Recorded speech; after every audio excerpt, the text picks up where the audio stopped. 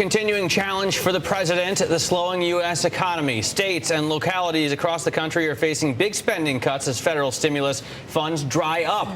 Come July 1st, when most states begin their fiscal year, the cumulative budget gap will total just over $127 billion, which means millions of dollars of budget cuts. Joining us now to discuss the impact of those cuts on individual states and the broader economy is Gus Faucher. He's the director of macroeconomics at Moody's Economy.com. He spent 6 years as a senior economist at the U.S. Treasury Department. Gus, we appreciate you joining us on the show today. Let me ask you, first of all, about those stimulus funds, because there was some point when the administration was saying the bulk of the money is going to come in 2010. Has it been spent at the beginning of 2010? Why does it seem to be drying up now? Because it was quite a lot of money, almost $800 billion.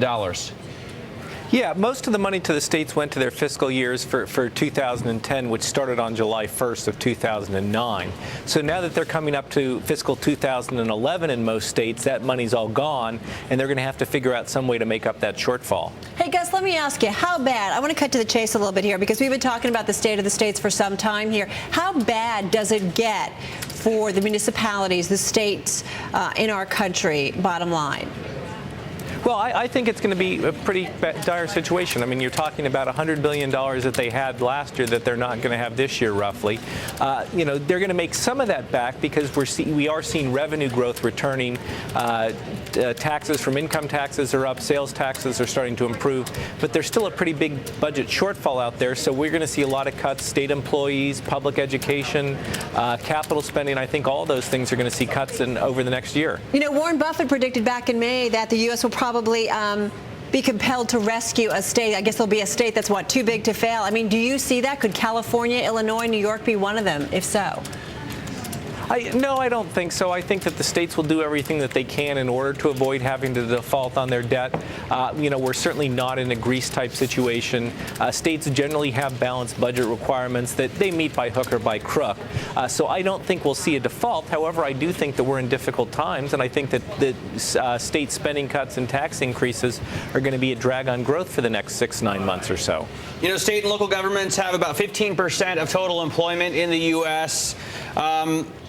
They create about 12 to 13% of the GDP. Do you think that those figures are going to come more into alignment? Well, I think what we're going to have, I think that the state and local share of the economy is going to shrink.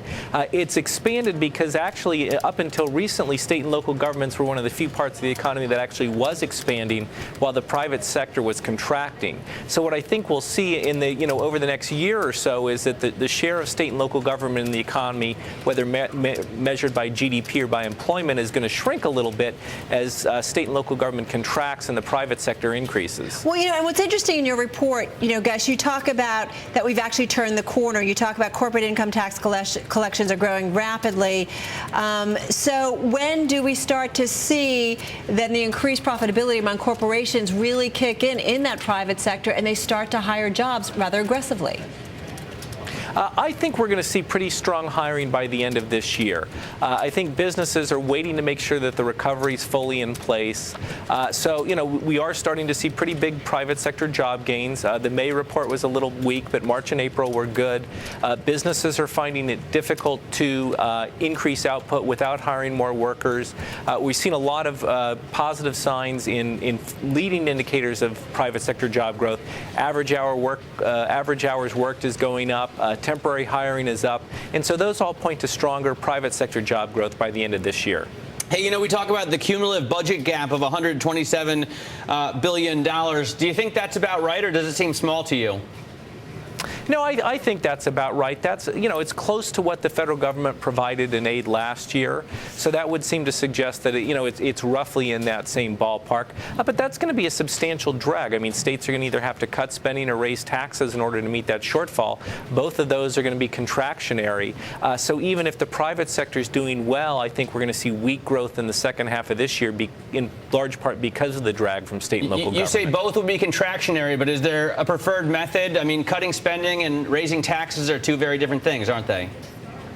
Well, in terms of economic growth, I'm not sure it makes much difference. I think that the best solution would be for the federal government to step in and provide some aid to state and local governments. I mean, the federal government doesn't have a balanced budget requirement. They can borrow temporarily. Interest rates are low. Okay. That would avoid states and local governments from having to either raise taxes or cut spending. All right, we got to run. Hey, Gus, thank you so much. Gus Faucher of Moody'sEconomy.com joining us on this Monday.